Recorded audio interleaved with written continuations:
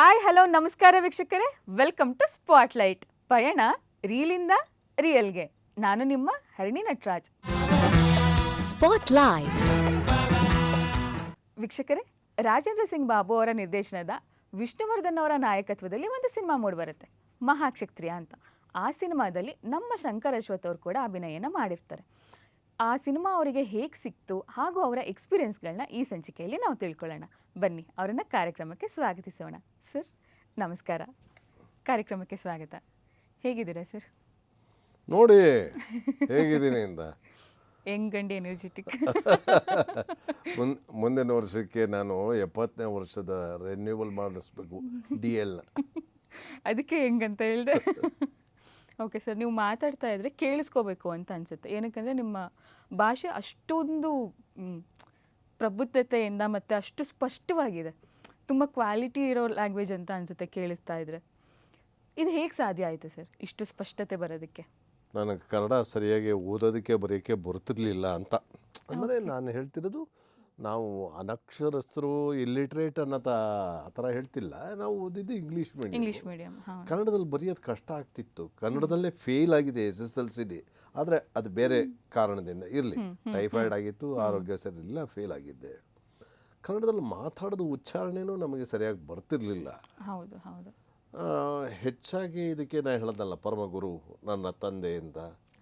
ಅವರು ಅವಾಗ ತಿದ್ದೋರು. ಏನಂತಂದ್ರೆ ನಾವು ಯಾವ್ದಾರು ಉಚ್ಚಾರಣೆ ಇದು ಏನೋ ತಪ್ಪು ಹೇಳಿತು ಅಂತಂದರೆ ಅದನ್ನು ಸರಿಪಡಿಸೋರು. ಅದು ಹೀಗಲ್ಲ ಹೀಗೆ ಅಂತ.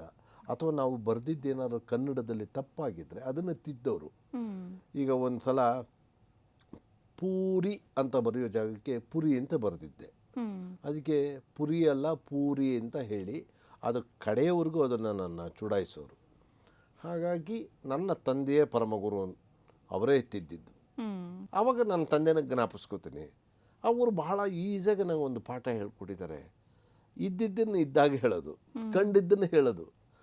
ಆವಾಗ ನಾನು ಯಾವುದೇ ಒಂದು ವಿಷಯ ಹೇಳಬೇಕಾದ್ರೂ ಆ ಹಿಂದಿನ ಘಟನೆ ಏನು ನಡೀತಾ ಅದಕ್ಕೆ ಹೋಗ್ತೀನಿ ನಾನು. ಆ ಹೋದಾಗ ನನ್ನ ಕಣ್ಣು ಮುಂದೆ ಅವತ್ತು ನಡೆದಿದ್ದರೆ ಒಂದು ಚಿತ್ರೀಕರಣ ಬಂದಂಗೆ ಬರುತ್ತೆ. ಅದನ್ನು ನಾನು ಯಥಾವತ್ತು ಹೇಳ್ತೀನಿ ಅಷ್ಟೇ. ಜನಗಳು ಏನು ತಿಳ್ಕೊಂಬಿಡ್ತಾರೆ, ನಾನು ಭಾಳ ಚೆನ್ನಾಗಿ ಹೇಳ್ತಿದ್ದೀನಿ, ಪಾಂಡಿತ್ಯ ಇದೆ ಅಂತೆಲ್ಲ. ಖಂಡಿತವಾಗಲೂ ಅದೆಲ್ಲ ಏನೂ ಇಲ್ಲ. ಇಷ್ಟೇ ಸೀಕ್ರೆಟ್ ಏನಂದರೆ, ಆ ಜಾಗಕ್ಕೆ ಹೋಗ್ತೀನಿ, ಆ ದಿವಸಗಳನ್ನ ನೆನೆಸ್ಕೊತೀನಿ. ಓದಿದ್ದ ಅಕ್ಷರಗಳಾದರೆ ಆ ಅಕ್ಷರಗಳನ್ನ ಜ್ಞಾಪಿಸ್ಕೋತೀನಿ. ಅದನ್ನು ಹಾಗಾಗಿ ನನ್ನ ಒಂದು ಶಬ್ದಕೋಶ, ನಾವು ಡಿಕ್ಷನರಿ ಅಂತ ಏನು ಹೇಳ್ತೀವಿ, ಆ ಭಂಡಾರನ ನಿಮ್ಮಂಥವ್ರುಗಳಿಂದ ಎಲ್ಲರಿಂದನೂ ಕಲಿತೀನಿ. ಎಲ್ಲರಿಂದನೂ ಆ ಪದಗಳನ್ನ ಸೇರಿಸ್ಕೋತೀನಿ, ಉಪಯೋಗಿಸ್ತೀನಿ. ಉಚ್ಚಾರಣೆ ಕೂತ್ಕೊಂಡು ಅಂತ ಹೇಳಲ್ಲ, ಕೂತ್ಕೊಂಡು ಅಂತಲೇ ಹೇಳೋದು. ತೊಗೊಂಬಂದು ಅಂತ ಹೇಳಲ್ಲ, ತೊಗೊಂಡು ಬಂದು ಅಂತಲೇ ಹೇಳೋದು. ಹೀಗಾಗಿ ಆ ಒಂದು ವಿಭಿನ್ನವಾಗಿ ಕಾಣುತ್ತೆ ಇವತ್ತಿನ ದಿವಸ ನಮ್ಮ ಭಾಷೆಗೆ. ಹಾಗಾಗಿ ನಮ್ಮ ಒಂದು ಕನ್ನಡ ನಿಮಗೆ ಏನಾದ್ರು ಹಿಡಿಸ್ಬೋದು, ಅಥವಾ ನಮ್ಮ ವಿವರಣೆ ನಿಮಗೆ ಹಿಡಿಸ್ಬೋದು ಅಷ್ಟೇ. ಸರ್, ಇವಾಗ ಹೆಂಗಾಗುತ್ತೆ ಅಂತಂದರೆ, ನೀವು ವರ್ಕ್ ಮಾಡ್ತಿರ್ತೀರ, ಸೀರಿಯಲ್ಗಳಲ್ಲೆಲ್ಲ ವರ್ಕ್ ಮಾಡ್ತಿರ್ತೀರಲ್ವಾ, ನೀವು ಇಷ್ಟು ಚೆನ್ನಾಗಿ ಕನ್ನಡ ಮಾತಾಡ್ತೀರ, ಇಷ್ಟು ಸ್ಪಷ್ಟವಾಗಿ ಕನ್ನಡ ಮಾತಾಡ್ತೀರ. ಈಗ ನಾವಂಗೆಲ್ಲ ಹೆಂಗಿರ್ತೀವಿ ಅಂತಂದರೆ, ಫ್ಲೋ ಮಾತಾಡ್ತೀವಿ. ನಾವು ಸ್ಪಷ್ಟತೆಯಿಂದ ಫ್ಲೋ ತೊಗೊಂಬಿಡ್ತೀವಿ ನಾವು. ಅವಾಗೆಲ್ಲ ನೋಡಿದಾಗ ಏನು ಅನಿಸುತ್ತೆ ಸರ್ ನಿಮಗೆ? ನೀವು ಚೌಕಾಸಿ ಮಾಡ್ತೀರ, ನಾವು ಚೌಕಾಸಿ ಮಾಡಲ್ಲ ಅಂತ. ಅಲ್ಲಿದ್ದಾರಲ್ಲ, ಅವ್ರನ್ನ ಕರ್ಕೊಂಡು ಬನ್ನಿ ಅಂತ ನಾವು ಹೇಳೋದು ಒರಿಜಿನಲ್. ಕರೆದುಕೊಂಡು ಬನ್ನಿ.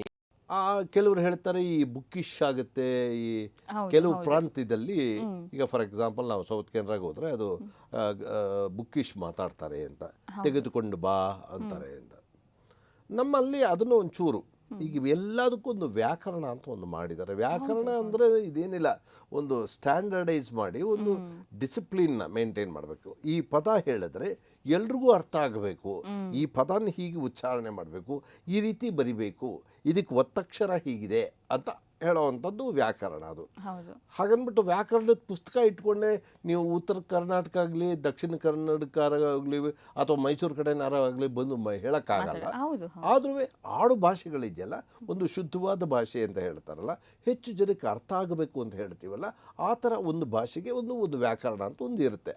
ಈಗ ನಾನು ಮಾಡ್ತಿರ್ತಕ್ಕಂತಹ ಪಾತ್ರಗಳಿಗೆ ಅದಕ್ಕೆ ಅನುಗುಣವಾಗಿ ನಾನೀಗ ಒಂದು ಡಾಕ್ಟ್ರೋ, ಅಡ್ವೊಕೇಟೋ, ಹಳ್ಳಿಯವನೋ, ಅಥವಾ ಶ್ರೀಮಂತನೋ, ಪಂಡಿತನೋ, ಪೂಜಾರಿನೋ, ಪೆದ್ದನೋ, ಈ ಥರ ಅದಕ್ಕೆ ಅದು ಒಂದು ಭಾಷೆ ಇರುತ್ತೆ. ಹೌದು ಆ ಭಾಷೆಯಲ್ಲಿ ನಾವು ಮಾತಾಡ್ಬೇಕಾದ್ರೆ ಹಾಗೆ ಮಾತಾಡಬೇಕಾಗುತ್ತೆ. ಹೌದು. ನಾನು ಭಾಳ ಶುದ್ಧವಾಗಿ ಮಾತಾಡ್ತೀನಿ, ನನಗೆ ಇಲ್ಲಿಟ್ರೇಟು ಅಂತ ನಾನು ಅಲ್ಲಿ ಪಾತ್ರದಲ್ಲಿ ಬಿಂಬಿಸೋಕ್ಕಾಗಲ್ಲ ಅಲ್ವಾ. ಇಲ್ಲ. ಹೌದು ಸೊ ಅದಕ್ಕೆ ಆದದ್ದು. ಈಗ ನಾನು ಹಳ್ಳಿದದು ನನ್ನ ತಾವು ಏನೂ ನಡಿಕಿಲ್ಲ ಮಗ, ನಾವು ಹೇಳಿದ್ದನ್ನು ನೀವು ಕೇಳ್ಕೊಂಡು ಇದ್ದರೆ ಸರಿಯೇ ಅಂತ ನಾವು ಈ ಥರ ಮಾತಾಡಬೇಕಾಗತ್ತೆ. ಸೊ ಈ ಭಾಷೆಗಳನ್ನೆಲ್ಲ ಕಲಿತು ನಾವು ಭಾಷೆಗಳಿಗೆ ತಕ್ಕಾಗೆ ಮಾತಾಡೋವಂಥದ್ದಿದೆ. ಈ ಅಲ್ಲದೆ ನಮ್ಮ ದೈನಂದಿನ ದಿನಗಳಲ್ಲಿ ನಾವು ಮಾತಾಡೋವಂಥದ್ದು ಶುದ್ಧವಾದ ಕನ್ನಡನ ಮಾತಾಡಬೇಕು. ಈಗಾಗಲೇ ದಯವಿಟ್ಟು ಕ್ಷಮಿಸಿ ನಾನು ಹೇಳ್ತೀನಿ, ಎಷ್ಟೋ ಜನ ಅಣ್ಣ ಒಂಚೂರು ಇದು ತಂದು ಕೊಡ್ತೀಯಾ ತಮ್ಮ, ಇದು ನೋಡ್ಕೊಳ್ಳೋ ಅಂತ ಹೇಳ್ತಿದ್ದು. ಅವೆಲ್ಲ ಹೋಗ್ಬಿಟ್ಟು ಈಗ ಇತ್ತೀಚಿನ ದಿನಗಳಲ್ಲಿ ಏನಾಗ್ತಿದೆ, ಬ್ರೋ ಬ್ರೋ ಹೋಗ್ಕೊಳ್ಳಿ, ಹುಡುಗರು ಬ್ರೋ ಅನ್ನೋದಿರಲಿ, ಹುಡುಗಿರು ಬ್ರೋ. ಏನು BRO ಬ್ರೋ ಅಂದರೆ ಬ್ರದರ್ಗೆ ಶಾರ್ಟ್ ಫಾರ್ಮ್ ಅಂತ. ಹೌದು ಹೌದು ಹೌದು. ಇಲ್ಲಿ ಬಾದರ್ಗೆ ಬ್ರದರ್ ಅಂತ ಹೇಳ್ತಾರ ಇವರು, ಇಲ್ಲಿ ಲೇಡೀಸು ಆ ಥರ ಆಗ್ಬಿಟ್ಟಿದೆ. ಸೊ ನಮ್ಮ ಭಾಷೆ ನಾವು ಅದನ್ನು ಅರ್ಥ ಮಾತಾಡಿದಾಗ ಅದು ಎಷ್ಟು ಸುಂದರವಾಗಿರುತ್ತೆ ಅಂದರೆ ಕೇಳೋದಕ್ಕೆ. ನಾಯಕ ನಾನು ಮಾತಾಡ್ತಿದ್ದೀನಿ ಅಂತಲ್ಲ, ನಮ್ಮ ಹಿರಿಯರೆಲ್ಲ ಇದಾರ, ಹೌದು ಹೌದು. ನೀವು ಬಾಲಕೃಷ್ಣ, ನರಸಿಂಹರಾಜು ಅಣ್ಣ ಅವರು, ನಮ್ಮ ತಂದೆಯವರು, ಅನಂತ್ ನಾಗ್ ಅವರು, ಹೌದು ಹೌದು. ವಿಷ್ಣುವರ್ಧನ್ ಅವರು, ಇವ್ರುಗಳೆಲ್ಲ ಮಾತಾಡ್ಕೊಂಬಂದಂತಹ ಒಂದು ಭಾಷೆ ಇದೆ ನೋಡಿ. ಆ ಭಾಷೆದು ಒಂದು ಸಂಸ್ಕಾರ ಇದೆಯಲ್ಲ, ಭಾಳ ಶುದ್ಧವಾಗಿರುತ್ತೆ, ಕೇಳಕ್ಕೆ ಇಂಪಾಗಿರುತ್ತೆ. ಹೌದು ಹೌದು. ಅದು ನಿಮಗೆ ಕಲಿಬೇಕು ಅಂತಿದ್ರೆ ಅದನ್ನು ಕಲಿಬೋದು, ಅನುಸರಿಸ್ಬೇಕು ಅಂದರೆ ಅನುಸರಿಸ್ಬೋದು, ಇಲ್ಲ ಅಂದರೆ ಹೌದು ಸರ್. ಇವಾಗ ಏನಾದರೂ ನಮ್ಗಳಿಗೆ ಏನಾದರೂ ನೀವು ಟಿಪ್ಸ್ ಕೊಡೋದಾದರೆ, ಕನ್ನಡ ಭಾಷೆನ ಇಂಪ್ರೂವ್ ಮಾಡ್ಕೋಬೋದು ನೀವು ಅನ್ನೋದಾದರೆ ನಾವು ಯಾವ ರೀತಿ ಗಮನ ಕೊಡಬೇಕು? ಮೊದಲು ನೀವು ತಿದ್ದು ಬರೆಯೋದು ಕಲ್ತ್ಕೋಬೇಕು. ಹ್ಞೂ. ಈಗ ಬರೆಯೋದಿದೆ ನೋಡಿ, ಅದು ನಿಮ್ಮ ಮೈಂಡ್ ಮೇಲೆ, ನಿಮ್ಮ ಟಂಗ್ ಮೇಲೆ ಬಹಳಷ್ಟು ಪರಿಣಾಮ ಉಂಟು ಹೌದು ಮಾಡುತ್ತೆ. ಹೌದು. ನೀವೆಲ್ಲ ಪ್ರಾಯಶಃ ನೀವೆಲ್ಲ ನೋಡಿರಲ್ಲ, ನಾವು ಆ ಆ ಈ ಅಂತ ಬರಿಬೇಕಾದ್ರೂ ಅದನ್ನು ಉಚ್ಚಾರಣೆ ಮಾಡ್ತಾ ಇದ್ದು. ಹೌದು ಹೌದು. ಉ ಉ ಋ ಋ ಅಂತಿದ್ದು, ಋ ಋ ಅನ್ನಕ್ಕೆ ಋ ಋ ಅಂತಿದ್ದು.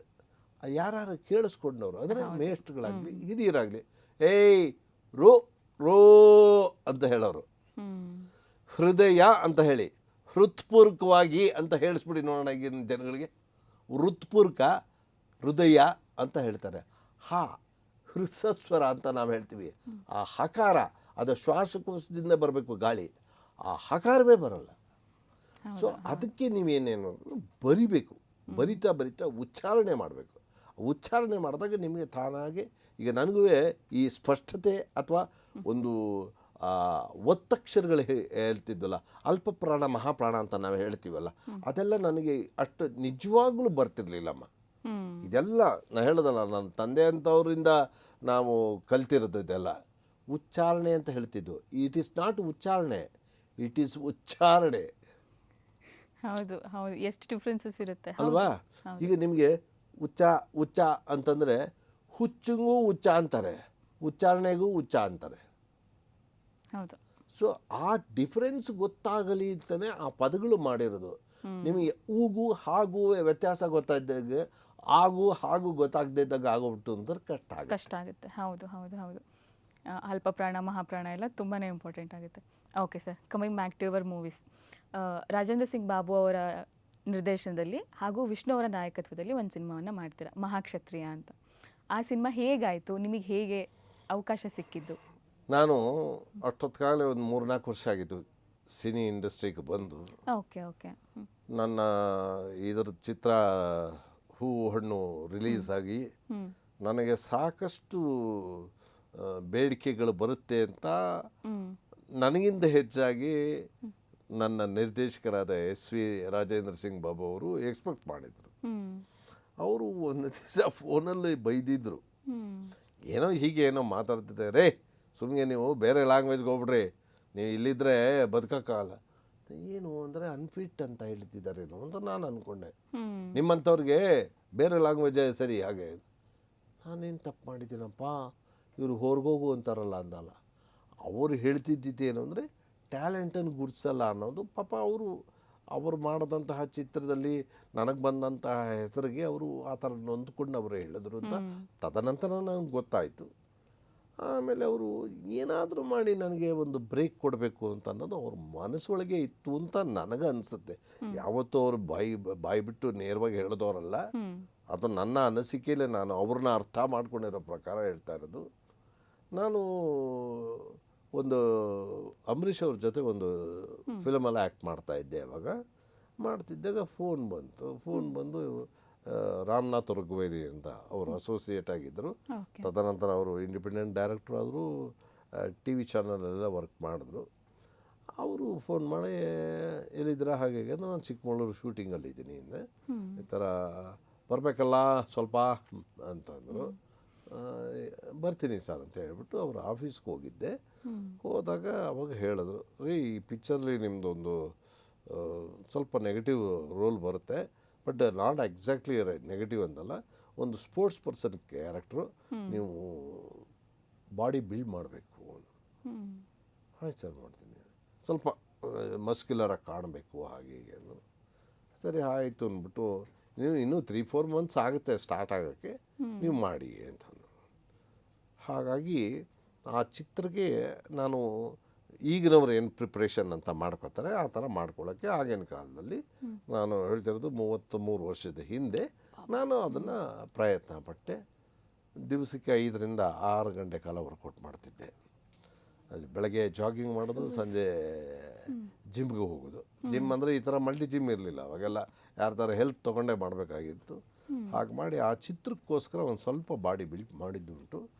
ಮಾಡಿದ ಮೇಲೆ ಅದು ಆ ಕ್ಯಾರೆಕ್ಟ್ರ್ ಹೇಗೆ ಬಂತು ಅಂತ ನಾನು ಹೇಳಬಾರ್ದು. ಅದನ್ನು ಮೂಲತಃ ಆ ಕ್ಯಾರೆಕ್ಟ್ರು ಅವರು ಒಂದು ಕಡೆ ಡೈರೆಕ್ಟ್ರು, ನಂಗೆ ತಿಳಿದ ಮಟ್ಟಿಗೆ ಹಿಂದಿ ರೈಟರ್ ಅಂತ ಕಾಣುತ್ತೆ. ಆ ಡೈಲಾಗೆಲ್ಲ ಇಲ್ಲಿವ್ರು ಬರೆದಿದ್ದು, ಇವರು ನಮ್ಮ ಶಾಂತಾರಾಮ್ ಬರೆದ್ರು ಅಂತ ಕಾಣುತ್ತೆ ಡೈಲಾಗೆಲ್ಲ. ಬಟ್ ಕತೆ ಒರಿಜಿನಲ್ಲು ಅವರು ಹಿಂದಿಯವರು. ಅದನ್ನೆಲ್ಲ ಮಾಡಿದ್ರು. ನನಗೆ ಆ ಸಿನಿಮಾದಲ್ಲಿ ಆ್ಯಕ್ಟ್ ಮಾಡಬೇಕಾದ್ರೆ ಹೆಚ್ಚಿಂದು ನಾನು ನೆನೆಸ್ಕೊಳ್ಳೋದೆ ಒಂದು, ನಮ್ಮ ರಾಜೇಂದ್ರ ಸಿಂಗ್ ಬಾಬು ಅವರು ನನಗೆ ಆ ಕ್ಯಾರೆಕ್ಟ್ರ್ ಕೊಟ್ಟಿದ್ದು ಪ್ರಿಪ್ರೇಷನ್ ಹೀಗಾಗಬೇಕು ಅಂತ ಹೇಳಿದ್ದು. ತದನಂತರ ತನ್ನ ಲೈಫ್ ಟರ್ನ್ ಆಗೋ ಹಾಗೆ ಒಂದು ಸಿಚುಯೇಷನ್ ಆಯಿತು. ಅಲ್ಲಿವರೆಗೂ ನನಗೆ ಒಂದು 4 ವರ್ಷ ಆಗಿದ್ರು, 3-4 ವರ್ಷ ಆಗಿದ್ರು ಸಿನಿಮಾದಲ್ಲಿ. ನನಗೆ ಆ ಅನುಭವ ಇರಲಿಲ್ಲ. ನಾನೊಂದು ಟೆರರಿಸ್ಟ್ ಕ್ಯಾರೆಕ್ಟರ್ ಮಾಡಿರ್ತೀನಿ ಆ ಚಿತ್ರದಲ್ಲಿ. ಸ್ಪೋರ್ಟ್ಸ್ ಪರ್ಸನ್ನು ಟೆರರಿಸ್ಟ್ ಆಗಿರ್ತಾನೆ, ಡ್ರಗ್ ಅಡಿಕ್ಟ್ ಆಗಿರ್ತಾನೆ, ಸಮಥಿಂಗ್ ಲೈಕ್ ದಟ್. ಅಲ್ಲಿ ಆ ಟೆರರಿಸ್ಟ್ ಪೈಕಿ ನಾವು 4 ಜನ ಇರ್ತೀವಿ. ನಂಬರ್ 1 ರಾಮ್ಕುಮಾರ್, ನಂಬರ್ 2 ನಾನು, ನಂಬರ್ 3 ಸುಷ್ಮಾ ನಮ್ಮ ಗುಬ್ಬಿ ಊರಿನವರ ರಿಲೇಟಿವ್. ಆಮೇಲೆ 4ನೇದು ನಮ್ಮ Shetty, Rahul Dev Shetty, the great model. ಅವಾಗಿನ ಕಾಲಕ್ಕೆ ಅವರು ಮಾಡೆಲ್, ಅವರು 6'2.5" ಏನೋ ಅದ ಪರ್ಸ್ನಾಲಿಟಿ. ಸೊ ನಾವು ಎಷ್ಟು ಜನ ಮಾಡ್ತೀವಿ. ಅದರಲ್ಲಿ ಒಂದು ಪರ್ಟಿಕ್ಯುಲರ್ ಸೀಕ್ವೆನ್ಸ್ ಬಂದಾಗ ನಾವು ಯಾಕೆ ಟೆರರಿಸ್ಟ್ ಆಗಿದ್ದೀವಿ ಅನ್ನೋದು, ಡ್ರಗ್ ಅಡಿಕ್ಟ್ ಆಗಿದ್ದೀವಿ ಅನ್ನೋದು ಒಂದು ತೋರಿಸುವಂಥ ಒಂದು ಸಿಚುಯೇಷನ್ ಬರುತ್ತೆ. ಆ ಸಿಚುಯೇಷನ್ ಆದ ಕೂಡಲೇ ಈ ಭೂಮಿ ಬಣ್ಣದ ಬುಗುರಿ ಆ ಹಾಡು ಬರುತ್ತೆ. ಅದು ಆ ಥರ ಕರೆಕ್ಟ್ ಮಾಡಿದ್ದಾರೆ. ಸೊ ನಾನು ನೋಡ್ತಾ ಇದ್ದೀವಿ, ನಾವೆಲ್ಲ ಹೊಸಬ್ರೆ, ಸಿನಿಮಾಕ್ಕೆಲ್ಲ ಹೊಸಬ್ರೆ, ಇನ್ನೂ ಕಲಿತಾ ಇದ್ದು. ನೋಡ್ತಾ ಇದ್ದೀವಿ, ರಾಮ್ಕುಮಾರ್ ಅವರು ಏನು ಭಾಳ ಲೆಂತಿ ಡೈಲಾಗ್ ಹೇಳ್ತಿದ್ದಾರೆ. ಇಷ್ಟೊಂದು ಡೈಲಾಗ್ ಹೇಳ್ತಿದ್ದಾರಲ್ಲಪ್ಪ ಇವರು ಅಂತ ನೋಡ್ತಾ ಇದ್ದು. ನೋಡ್ತಾ ಅವರು ಮಾನಿಟ್ರ್ ಮಾಡಿದ್ರು, ಕೊನೆಗೆ ಒಂದು ಟೇಕ್ ಮಾಡೋದು, ಒಂದು ಟೇಕಿಗೆ ಓಕೆ ಗುಡ್ ಅಂದ್ಬಿಟ್ರು ಡೈರೆಕ್ಟ್ರು. ಅಂದ್ಕೊಂಡೆ. ಆಮೇಲೆ ಸುಷ್ಮಾ ಅವ್ರದ್ದು ಇದೆಲ್ಲ ಮಾಡಿದ್ರು, ಅವರು ಮಾನಿಟ್ರೆಲ್ಲ ಮಾಡಿದ್ರು, ಒಂದು ಟೇಕ್ಗೆ ಎಕ್ಸಲೆಂಟ್ ಅಂದ್ಬಿಟ್ರು. ರೇ ಅಂದರು. ನನ್ನ ಹೆಸರು ಹಿಡಿದು ಯಾವತ್ತೂ ಕರೆಯಲ್ಲ ರಾಜೇಂದ್ರ ಸಿಂಗ್ ಬಾಬು. ನೆಕ್ಸ್ಟ್ ನಿಮ್ಮದೇ ಅಂದರು. ಸರಿ ಸರ್, ನಾನು ಏನೋ ಒಂದು 2 ಡೈಲಾಗ 3 ಡೈಲಾಗ್ ಇರ್ತದೆ. ಅವರೆಲ್ಲರೂ 100 ಕಲಾವಿದರು, ನಾನೇನು ಹೊಸಬ ಅಲ್ವಾ ಅಂದ್ಕೊಂಡು ಸುಮ್ಮಗಿದ್ದೆ. ನೋಡ್ತೀನಿ, ಹೇಳಿದೆ 1.5 ಪೇಜು ಡೈಲಾಗ್ ಇದೆ, ಒಂದೇ ಶಾರ್ಟಲ್ಲಿ ತೆಗಿತೀನಿ ಅಂದರು. ಏನು ಮಾಡೋದೀಗ? ನಮಗೆ ಕನ್ನಡವೇ ನೆಟ್ಟಿಗೆ ಬರೋಲ್ಲ, ಏನಪ್ಪ ಮಾಡೋದು? ಅಯ್ಯೋ ಶಿವನೇ ಅಂದ್ಬಿಟ್ಟು ಅವಾಗ ರಾಮನಾಥ್ ಋಗ್ವೇದಿ ನಾನು ಹೇಳೋದಲ್ಲ, ಅವರು ಅಸೋಸಿಯೇಟ್ ಆಗಿದ್ದರು, ನಾ ಹೆಲ್ಪ್ ಮಾಡ್ತೀನಿ ಅಂತ ಹೇಳ್ಬಿಟ್ಟು ಅವ್ರು ನಾ ಇದ್ದೀನಿ ಡೋಂಟ್ ವರಿ ಅಂತಂದರು. ಹ್ಮ್. ಸರಿ ನಾನು ಅದನ್ನು ಬಾಯಿಪಾಠ ಮಾಡ್ಕೋತಾ ಇದ್ದೀನಿ ಡೈಲಾಗ್ನ. ದೂರದಲ್ಲಿ ವಿಷ್ಣು ಸರ್ ಕೂತಿದ್ದಾರೆ. ಹ್ಮ್. ಅವರು ನನ್ನ ತುಂಬ ಗೋಳಾಡಿಸ್ತಿದ್ರು. ತುಂಬ ಗೋಳಾಡಿಸೋದು ಅಂದರೆ ತುಂಬ ಗೋಳಾಡಿಸ್ತಿದ್ರು. ಅಂದರೆ ಪ್ರೀತಿ ಒಂದು ಹೌದು ಹೌದು ಸಲಿಗೆ ಇರುತ್ತೆ. ರೇ ಅಂದರು. ಸರ್ ಬನ್ರಿ ಇಲ್ಲಿ ಅಂದರು. ಸರ್ ಡೈಲಾಗ್ ಇದು ನೋಡಿ. ಬಟ್ರಿ ರೀ ಸರ್ ಒಂದು ನಿಮಿಷ ಸರ್ ಡೈಲಾಗ್ ನೋಡ್ಕೋಬೇಕು ಬನ್ನಿರಿ. ಸರ್ ಏನು ಸರ್ ಕೂತ್ಕೊಳ್ರಿ. ಡೈಲಾಗ್ ನೋಡ್ಕೋಬೇಕು. ಡೈಲಾಗ್ ನೋಡ್ಕೋಬೇಕು ಸರ್ ಕೂತ್ಕೊಳ್ರಿ. ಅವ್ರದ್ದೇ ಒಂದು ಸ್ಟೈಲ್ ಇದೆ. ಮುಚ್ಕೊಂಡು ಕೂತ್ಕೊಳ್ರಿ. ಅವರು ಒಂದು ಕೆಲವೆಲ್ಲ ಆ ಥರ ಹೇಳ್ತಾರೆ. ಸರಿ ಕೂತ್ಕೊಂಡೆ. ನನಗೆ ಏಯ್ ಪಕ್ಕಕ್ಕಿಡ್ರಿ ಸರ್ ಡೈಲಾಗ್ ಹೋಗ್ತಾ ಇಲ್ಲ ಸರ್ 100 ಪೇಜ್ ಗೊತ್ತರೇ ಇಡ್ರಿ ಪಕ್ಕಕ್ಕೆ. ಏನು ಹೇಳಿ ಸರ್ ಸರಿಯಾಗಿ ಕೂತ್ಕೊಳ್ಳಿ. ನಾನು ಸದ್ಯ ಇವರಿಂದ ತಪ್ಪಿಸ್ಕೊಂಡು ಹೋದ್ರೆ ಸಾಕು. ಕೂತ್ಕೊಳ್ರಿ ಸರ್ ನನಗೆ ಟೆನ್ಷನ್ ಆಗುತ್ತೆ ಹೇಳಿ. ಸುಮ್ಮನೆ ಕೂತ್ಕೊಳ್ರಿ ಒಂದು 5 ನಿಮಿಷ ಸುಮ್ಮನೆ ಕೂತ್ಕೊಳ್ರಿ. ನೋಡ್ಕೊಡ್ದು ನಾ ಹೇಳ್ತಿದ್ದೀನಿ ಸರ್ ನೀವಾದ್ರೆ ಹೀರೋ ಸರ್ ನೀವೇನು ಹೇಳಿದ್ರು ನಡೆಯುತ್ತೆ. ನಾನು ಇನ್ನು ಬಚ್ಚ ಒಂದು 3 ಪಿಕ್ಚರ್ ಮಾಡಿದ್ದೀನಿ ಅಟ್ಟೆ. ರೇ ಕೂತ್ಕೊಳ್ರಿ. ಇದರಲ್ಲಿ ಏನು ಕ್ಯಾರೆಕ್ಟರ್ ಮಾಡ್ತಿದ್ದೀರಾ ಸರ್? ಏನು ಕ್ಯಾರೆಕ್ಟರ್ ಮಾಡ್ತಿದ್ದೀರಿ? ಟೆರರಿಸ್ಟ್? ಏನು ಸಿಚುಯೇಷನ್ ಸಾರಿ? ನಾನು ಕೂತ್ಕೊಳ್ರಿ ಹೇಳ್ರಿ. ಏನು ಸಿಚುಯೇಷನ್ ಅಂದರೆ ನಮ್ಗೆ ಡ್ರಗ್ ಬೇಕಾಗುತ್ತೆ, ಡ್ರಗ್ ಕೇಳ್ತಾ ಇರ್ತೀವಿ, ಹೀರೋ ಕೊಡಲ್ಲ, ಅದಕ್ಕೆ ಗಲಾಟೆ. ಹೌದಾ? ಡ್ರಗ್ ಸಿಗದೆ ಹೋದ್ರೆ ಏನು ಮಾಡ್ತೀರಾ ನೀವು? ಒಬ್ಬ ಡ್ರಗ್ ಅಡಿಕ್ಟಿಗೆ ಡ್ರಗ್ ಸಿಗದೆ ಹೋದ್ರೆ ಏನು ಮಾಡಿದೆ? ಏನು ಕೋಪ ಬರುತ್ತೆ. ಆಮೇಲೆ ಏನೋ ಮಾತಾಡೋಕ್ಕೇನೋ ಮತ್ತೆ ಆಮೇಲೆ ಇದಕ್ಕಿದ್ದಾಗ ರೇಗ್ತಾರೆ, ಇದಕ್ಕಿದ್ದಾಗ ದುಃಖ ಪಟ್ಟು ಆಮೇಲೆ ಅಂತ ಅಂದ್ಬಿಟ್ಟು ಎಲ್ಲ ಒಂದಾಗತ್ಲು ಬಾಯಿ ಬಿಡಿಸಿದ್ರು. ನನ್ನ ಮುಚ್ಕೊಂಡು ಅದನ್ನೇ ಮಾಡಿ ಹೋಗಿ ಕೈ ಜುಮ್ಮನ್ನುತ್ತಾರೆ. ನನಗೆ ಏನೋ 10 ಆನೆ ಬಲ ಅಂತಾರಲ್ಲ, ಅಯ್ಯೋ ಶಿವನೇ ಈ ಐಡಿಯಾನೇ ನಂಗೆ ಗೊತ್ತಿರಲಿಲ್ವಲ್ಲ. ಅಂದರೆ ಈ ಫಾರ್ಮುಲಾ ರೆಸಿಪಿ ಅಂತ ನಾವೇನು ಹೇಳ್ತೀವಿ, ನಾವು ಮಾಡ್ಕೊಳ್ಳೋ ಅಂತಹ ಕೆಲಸನ ಈಸಿ ಮಾಡ್ಕೊಳ್ಳೋದು, ಅಪ್ರೋಚ್ ಅಂದರೆ ನಮ್ಮ ಸ್ವಂತಕ್ಕೆ ತಗೊಳ್ಳೋದು ಕರೆಕ್ಟ್ ಅಲ್ವಾ ಈ ಅಪ್ಪ ಹೇಳಿದ್ದು ಅಂದ್ಕೊಂಡು ಎದೆ ಉಬ್ಬಿಸ್ಕೊಂಡು ಹೋದೆ. ಡೈಲಾಗ್ ಎಲ್ಲ ನೋಡಿಕೊಂಡೆ, ಅರ್ಥ ಆಗೋಕ್ಕೆ ಶುರು ಆಯಿತು. 1 2 3 ಮಾನಿಟರ್ ಮಾಡಿದೆ. D V Rajaram ಕ್ಯಾಮ್ರಾಮನ್ನು.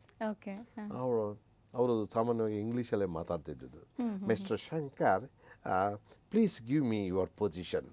Sir, please don't disturb me. I cannot give my position. You please ask the direction department. ಅಂತ ಹೀಗನ್ನುವೆ. I am not the person. ಆಮೇಲೆ ಬಾಬು ಅವರು ಎಷ್ಟಪ್ಪ ಸ್ಪೇಸ್ ಕೊಡ್ತಾರೆ, ಟ್ರಾಲಿ ಹಾಕ್ಬಿಡ್ತಾರೆ. ಎಷ್ಟಪ್ಪ ಸ್ಪೇಸು ಕೊಡ್ತಾರೆ, ಎಲ್ಲಿ ಕೊಡೆ ಅವ್ರು ಬಿಟ್ಬಿಡಿ, ಅವ್ರು ಎಲ್ಲಿ ತನಕ ಹೋಗ್ತಾರೋ ಹೋಗ್ಲಿ. ಇದು ಅವ್ರು ತೆಗೆದು ನನ್ನ ಮೇಲೆ ಹಾಕ್ತಾರೆ, ನಾನು ತೆಗೆದು ತಿರ್ಗಿ ಇವ್ರು ನನ್ನ ಕೇಳ್ತಾರೆ, ಶಂಕರ್ ಫೈನಲ್ ನೀವು ನನ್ನ ಕೊಟ್ಬಿಡಿ. ಇದು ನನಗೆ ಇನ್ನೂ ಡೈಲಾಗ್ ಬರ್ತಿಲ್ಲ, ನಾನು ಇವ್ರು ಆಗಲೇ ಮೂಮೆಂಟ್ ಕೊಡಿ, ನಾನು ಲೈಟಿಂಗ್ ಮಾಡಬೇಕು ಅಂತಾರೆ.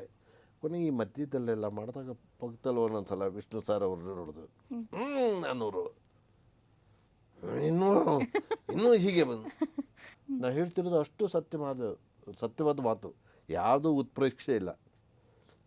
ರಾಮ್ಕುಮಾರ್ ಅವರು ಮಾಡಿದಾಗ ಒಂದೇ ಟೇಕ್ಗೆ ಗುಡ್ ಅಂದರು, ಸುಷ್ಮಾ ಮಾಡಿದಾಗ ಎಕ್ಸಲೆಂಟ್ ಅಂದರು. ನಮಗೂ ಒಳಗೆ ಇವ್ರು ಈ ಟಿಪ್ಸ್ ಬೇರೆ ಕೊಟ್ಟಿದ್ದಾರೆ, ಮಾಡಬೇಕು ಇದರಲ್ಲಿ ಅಂತೆಲ್ಲ ಆಯಿತು. ಕೊನೆಗೆ ಇವರು ನನ್ನೇನು ಕೇಳ್ಕೊಡ್ದು ಅಂತಲೂ ಹೇಳ್ಬಿಟ್ಟಿದ್ರು ರಾಜೇಂದ್ರ ಸಿಂಗ್ ಬಾಬು. ಏನು ಮಾಡ್ತಿರೋ ಮಾಡಿ ಅಂತ. ಈ ಕೇನ್ ಕ್ಯಾಪ್ ಬರುತ್ತೆ ಗೊತ್ತಾ, ಈ ಬಿದ್ದರದ್ದು ಇಷ್ಟು ದೊಡ್ಡದು ಹಾಕೊಂಬಿಟ್ಟು ಗ್ಲಾಸ್ ಹಾಕೊಂಡ್ಬಿಟ್ಟಿದ್ದಾರೆ. ಕೂತಿಯಾರು ನೋಡ್ತಾ ಇದ್ದಾರೆ. ಅಂದರೆ ಅವ್ರು ಕಣ್ ಕಾಣಲ್ಲ ನಮಗೆ, ಅವ್ರು ನಮ್ಮನ್ನು ನೋಡ್ತಿದ್ದಾರೆ ಅಂತ ಗೊತ್ತಾಗುತ್ತೆ. ಹಾಗೆ ನಾನು ರಿಹರ್ಸಲ್ ಎಲ್ಲ ಮಾಡಿಕೊಂಡು ಇದೆಲ್ಲ ಪರ್ಫೆಕ್ಟಾಗಿ ನಾನೆಲ್ಲ ಪೊಸಿಷನ್ ಎಲ್ಲ ಕೊಟ್ಟಾದ್ಮೇಲೆ ಟೇಕ್ ಮಾಡೋಣ ಅಂದರು. ಸರಿ ಇನ್ನೊಂದು ಮಾನಿಟ್ರ್ ಮಾಡಿ ಬೆಳಗ್ಗೆಯಿಂದ ರಾತ್ರಿವರೆಗೂ ಬರೀ ಮಾನಿಟ್ರೇ ಮಾಡ್ತೀರಿ ಅಂದರು. ಏನಪ್ಪ ಏನು ಟೈಮ್ ಆಯಿತು ಅಂತ ಬೇರೆ ಅಂದ್ಬಿಡ್ತಾರೆ ಅಂದ್ಬಿಟ್ಟು, ಇಲ್ಲ ಸರ್ ಫೈನಲ್ ಆಯ್ತು ಮಾಡಿದೆ. ಎಷ್ಟೇ ಆಗಲಿ ನಾನು ಅವರು ಶಿಷ್ಯ. ನನಗೆ ಬ್ರೇಕ್ ಕೊಡಬೇಕು ಅಂತ ಅವ್ರು ಮಾಡಿದ್ರು ಅಂತ ಈ ಪಾಯಿಂಟಲ್ಲಿ ಗೊತ್ತಾಗುತ್ತೆ. ರೇ ಮರ್ಲ್ಯಾನ್ ಬ್ರಾಂಡೋ ಅಂದರು ಆ ಮಾನಿಟ್ರ್ ಫೈನಲ್ ಆದಮೇಲೆ. ಸರ್ ಕೈಯಲ್ಲಿ ಸ್ಟಿಕ್ ಇದೆ ಅಲ್ವೇನ್ರಿ? ತಕ್ಷಣ ಒಂದು ಐಡಿಯಾ ಕೊಟ್ಟರು ಅವರು. ಎಸ್ ಸರ್ ಅಂದೆ. ಸರಿ ಮಾಡಿದೆ. ಅದೇ ಏನೇನು ಪೊಸಿಷನ್ ಕೊಟ್ಟರು ಅದನ್ನೆಲ್ಲ ಮಾಡಿದೆ. ಈ ವಿಷ್ಣು ಸರ್ ಅವರ ಒಂದು ಇನ್ಸ್ಪಿರೇಷನ್ನು, ರಾಜೇಂದ್ರ ಸಿಂಗ್ ಬಾಬು ಅವರ ಒಂದು ಫೇತ್, ನನ್ನ ಮೇಲೆ ಇಟ್ಟಂತಹ ಒಂದು ಫೇತ್. ಆಮೇಲೆ ನಾನು ಉಳ್ಕೊಳಕ್ಕೆ ಬಂದಿರೋನು, ಶೋಕಿಗೆ ಬಂದಿರೋದಲ್ಲ. ಎಲ್ಲವೂ ಸೇರಿಕೊಂಡು ಅವತ್ತಿನ ದಿವಸ ನಾನು ಮಾಡಿದೆ. ಡೈಲಾಗ್ ಮುಗಿದೋಯ್ತು, ಆ್ಯಕ್ಟ್ ಮಾಡ್ತಾಯಿದ್ದೀನಿ, ಕಟ್ಟೆ ಹೇಳ್ತಿಲ್ಲ, ಕರ್ರಂತ ಓಡ್ತಿದೆ ಕ್ಯಾಮ್ರಾ. ಏನು ಮಾಡೋದು ಅಂತೆಲ್ಲ ಇದು ಯಾಕೆ ಬಿಟ್ಟಿದ್ರು ಅಂದರೆ, ನಾವು ಏನು ಮಾಡ್ತೀರೋ ಮಾಡಲಿ ಅಂತ ಬಿಟ್ಬಿಟ್ಟಿದ್ರು ಅವರು. ಒಂದು ಕ್ಯಾನು 400 ಫೀಟು, 1 ಮಿನಿಟ್ಗೆ 90 ಫೀಟ್ ಖರ್ಚಾಗ್ಬಿಡುತ್ತೆ. 1 ಮಿನಿಟ್ಗೆ ಅದು. ಅಂಥದ್ರಲ್ಲಿ ನಾವು ಅದನ್ನು ಉಳಿಸ್ಬೇಕು, ಅದನ್ನು ತಲೆಯಲ್ಲಿ ಇಟ್ಕೋಬೇಕು. ಟ್ರಾಲಿ ಶಾರ್ಟ್ ಹಾಕ್ಬಿಟ್ಟಿದ್ದಾರೆ, ಡೈಲಾಗ್ ಮುಗ್ದೋಗಿದೆ, ಇನ್ನು ಕಟ್ ಹೇಳ್ತಿಲ್ಲ ಅಂದ. ಆಮೇಲೆ ಅವ್ರು ಯಾವಾಗ ಕಟ್ ಹೇಳಿದ್ರು ಗೊತ್ತಿಲ್ಲ, ನಾನು ಎಮೋಷನಲ್ಲಿದ್ದೆ. ಅಲ್ಲಿದ್ದು ಒಂದು 100-150 ಜನ ಆರ್ಟಿಸ್ಟ್ಗಳು ಎಲ್ಲರೂ ಕ್ಲಾಪ್ಸ್ ಹೊಡೆದ್ರು. ವಿಷ್ಣು ಸರ್ ಕಡೆ ನೋಡಿದೆ, ಅಂದ್ಬಿಟ್ಟು ಎದ್ದೋಟತ್ರ ಮರೆಯೋಕ್ಕಾಗದೇ ಇದ್ದಿದ್ದು. ನೀವು ನಂಬ್ತಿರೋ ಬಿಡ್ತಿರೋ, ಅದರಿಂದ ನನಗೆ ಮುಂದೆ ಒಂದು ದಿನ ಒಂದು ಬಹಳ ಒಳ್ಳೆ ಕ್ಯಾರೆಕ್ಟರ್ ಮಾಡೋ ಅಂಥದ್ದು ಅವಕಾಶ ಸಿಕ್ತು. ಅದು ಮನೆತನ ಸೀರಿಯಲಲ್ಲಿ. ಓಕೆ. ಬಟ್ ಹೌದಲ್ಲ ಸರ್, ಒಬ್ಬ ಕಲಾವಿದಂಗೆ ಚಪ್ಪಾಳೆ ಅನ್ನೋದು ಎಷ್ಟು ಮುಖ್ಯ ಆಗುತ್ತೆ ಅಲ್ವಾ? ವಿಷ್ಣು ಸರ್ ಕೊಟ್ಟಿದ್ದ ಆ ಐಡಿಯಾ, ಆಮೇಲೆ ರಾಜೇಂದ್ರ ಸಿಂಗ್ ಬಾಬು ಅವರು ನನ್ನ ಮೇಲೆ ಇಟ್ಟಂಥ ಇದೆ. ನನ್ನೇನು ಕೇಳಿಬಿಡ್ರಿ, ಅದೇನು ಮಾಡ್ತಿರೋ ಮಾಡ್ರಿ ಎಂದಿದ್ದು. ಒಬ್ಬ ಆರ್ಟಿಸ್ಟಿಗೆ ಈ ಥರ ಫ್ರೀಡಮ್, ಈ ಥರ ಒಂದು ಆಪರ್ಚುನಿಟಿ ಸಿಕ್ಕೋದು ಭಾಳ ಕಷ್ಟ. ಸಿಕ್ಕಿದ್ದನ್ನು ಉಪಯೋಗಿಸ್ಕೋಬೇಕು. ಆಮೇಲೆ ಚಾಲೆಂಜಿಂಗ್ ಆಗಿ ತಗೋಬೇಕು, ಅಂದ್ಕೊಂಡು ಮಾಡೋದಲ್ಲ. ಈಗ ಹಿರಿಯರು ಹೇಳಿದ್ದಾರೆ ಅಲ್ವಾ, ಐಡಿಯಾ ಕೊಟ್ಟಿದ್ದಾರಲ್ವಾ, ಅವರೊಂದು ಅವಕಾಶ ಕೊಟ್ಟಿದ್ದಾರಲ್ವಾ, ಅದನ್ನು ನಾನು ಸಿನ್ಸಿಯರಾಗಿ ಮಾಡಬೇಕು.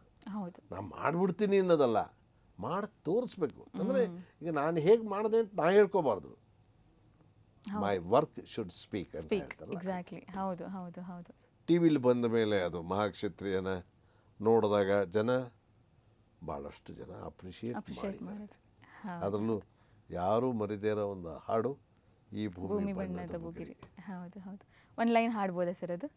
ಹೋ ಹೋ ಹೋ ಹೋ ಹೋ ಹೋ ಹೋ ಹೋ ಹೋ ಹೋ ಹೋ ಹೋ ಹೋ ಈ ಭೂಮಿ ಬಣ್ಣದ ಬುಗುರಿ ಆ ಶಿವನೇ ಚಾಟಿ ಕಣೋ,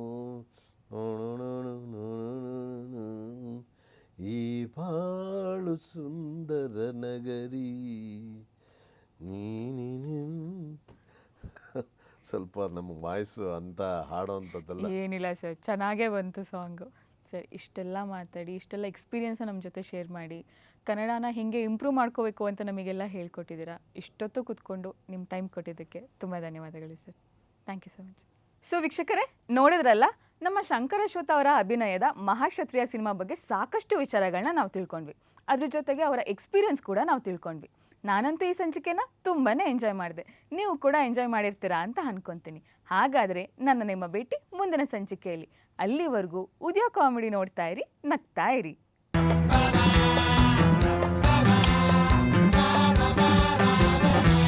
Spotlight.